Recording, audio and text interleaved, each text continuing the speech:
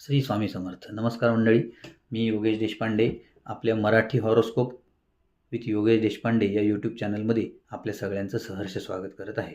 उद्यापासून नवीन वर्ष सुरू होत आहे, तर प्रथमतः सर्वांना नवीन वर्षाच्या खूप खूप शुभेच्छा. या नवीन वर्षामध्ये आता जानेवारीचं मासिक राशी भविष्य घेऊन मी तुमच्यासाठी आलेलो आहे.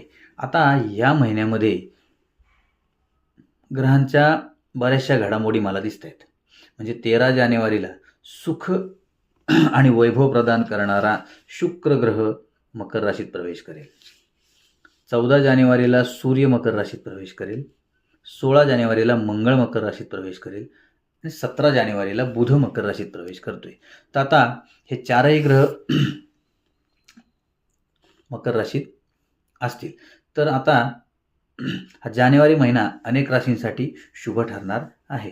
महिन्याच्या सुरुवातीला अनेक जणांची रखडलेली कामं पूर्ण होताना दिसतील. अनेक राशींच्या लोकांना या महिन्यात भाग्याची साथ मिळताना दिसेल. ग्रहांच्या गोचराने अनेक शुभयोग देखील या काळात बनतील. या योगाचा फायदा काही राशींच्या लोकांना होईल, तर काही राशीच्या लोकांना मात्र आर्थिक बाबतीत सावध राहावे लागेल, पैशाची बचत करावी लागेल. चला तर मग जाणून घेऊ 12 राशींचं भविष्य. मेष रास. हा महिना मेष राशीसाठी चांगला आहे. प्रॉपर्टीशी संबंधित कामं रखडली असतील तर ती या महिन्यात पूर्ण होण्याची शक्यता आहे. तुम्ही तुमच्या कामात आणि सामाजिक कामामध्ये जास्त वेळ घालवाल. मीडिया आणि संपर्क साधणाऱ्या लोकांशी संबंधित कामावर लक्ष ठेवा. तुम्हाला काही महत्त्वाची माहिती मिळू शकते. जर तुम्हाला कोणासोबत भागीदारी करायचा विचार करत असाल तर त्यावर नीट विचार करा. हा काळ तुमच्यासाठी चांगला आहे. पती पत्नीमधील संबंध चांगले राहतील. तुमचं आरोग्यही ठीक राहील. वृषभ रास. घरात नातेवाईकांच्या येण्याने आनंदी वातावरण राहील. कुटुंबात जर काही गैरसमज असतील तर ते दूर होतील. कामामुळे तुम्ही घराकडे दुर्लक्ष करू नका. सध्याच्या परिस्थितीत संयम ठेवणं गरजेचं आहे. कामाच्या ठिकाणी सहकाऱ्यांशी चांगले संबंध ठेवा. घरातलं वातावरण आनंदी राहील.